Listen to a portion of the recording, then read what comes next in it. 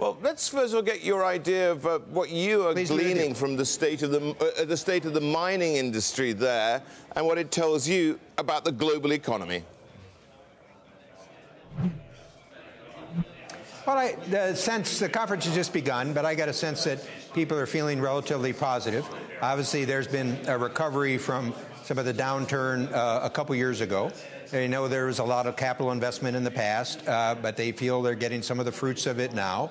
Obviously, a lot depends on the state of the Chinese economy, and I think the Chinese economy is recovered. So I think the mood's pretty positive, but as they tell me, if you're in the mining industry, you got to have an optimistic outlook. Well, absolutely, and of course, a new president in store with, well, a protectionist agenda. Are people asking you about that protectionism and whether you see it actually really coming into place and developing almost into isolationism, as some people have actually suggested?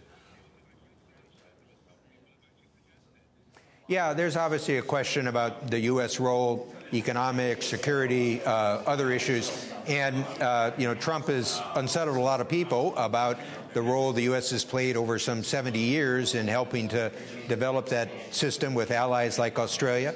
I think on the security side, people have had reassurance because of the long-term alliance relationship. Visited Vice President Pence, John McCain, Secretary Mattis. I was at an event where the head of American cybersecurity, Admiral Mike Rogers, was here. On the trade side, more nervousness. Pulling out of the Trans-Pacific Partnership obviously created some anxiety. And if the United States does start to take steps that are more protectionist, that can ripple through the whole international system. So, yeah, those are the questions that that people are asking. I think overall, the world economy is moving along pretty well. I pointed out this will be the first year in about, I think, 5 or 10 that all the G20 economies will probably be growing. About 80% of the world economy is growing slightly higher than kind of the norm. So the overall economic conditions are one where people are feeling better, and the broad-based nature of the world economy's growth gives people some comfort. But geopolitical issues like North Korea or, frankly, how the U.S. conducts itself, those are risks. Robert, there's also a degree of, I think, nervousness over this whole theme about China as replacing the United States, or sort of filling that vacuum of global leadership, of whether it's going to be a responsible stakeholder. I mean, as a former president of the World Bank, you would know that there's been increasing calls from emerging countries like China saying that they should have a greater say when it comes to these global institutions. And now they've set up their own institutions, the IARB, One Belt, One Road. Do you think there is a concern and a risk that this sort of growth is going to come at the expense of countries like China being responsible stakeholders? Yeah, well, you got a few different questions embedded in there, but in essence, I think that China is going to be an important part of the world economy. Trying to encourage it to participate in a rules-based way is very important. As you may know, I'm the person that in 2005 first talked about urging China to be a responsible stakeholder. On something like the Asian Investment Infrastructure Bank, I disagreed with the U.S. position at that time by the Obama administration because, frankly, I spent 30 years dealing with policies for the U.S. where everybody wanted the U.S. to pay for their objective. And here, China was willing to put up some money for infrastructure.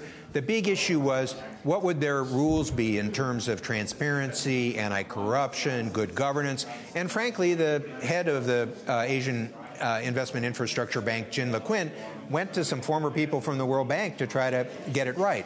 So I don't think one can assume, in some areas like security, there's obviously sort of more anxieties. We talked about One Belt, One Road here because obviously that's got geopolitical dimensions for India and others, but it's also got economic opportunities in the commodity and infrastructure base. But you start out with the core question of, if the U.S. steps back, will China take its place? I don't think so, and I don't think most people around the world think so, because China has its own challenges, and China's economy for investment and openness, it still has a lot of issues. I think the greater risk is that you move to greater fragmentation. It becomes more disorder as opposed to order. So I think that's the risk that we face if the U.S. doesn't play the role that it's played historically. Robert, what do you see as the other risks to the global economy? You've mentioned tightening monetary conditions as being potentially very destabilising. Well, I think, after 9 years of extraordinary monetary policies, we're now on the edge of an exit from those policies.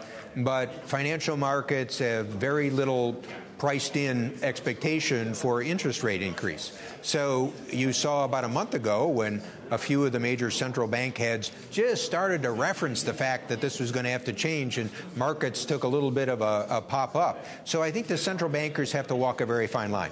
They want to try to gradually move back to more normal policies. That's reducing the big expansion of their balance sheet, slowly increasing rates, but they don't want to do it in a way that triggers some downturn. So this leads a debate about inflation, wage rates in the United States and others. I think what you'll see for the U.S. is a little bit furthest along.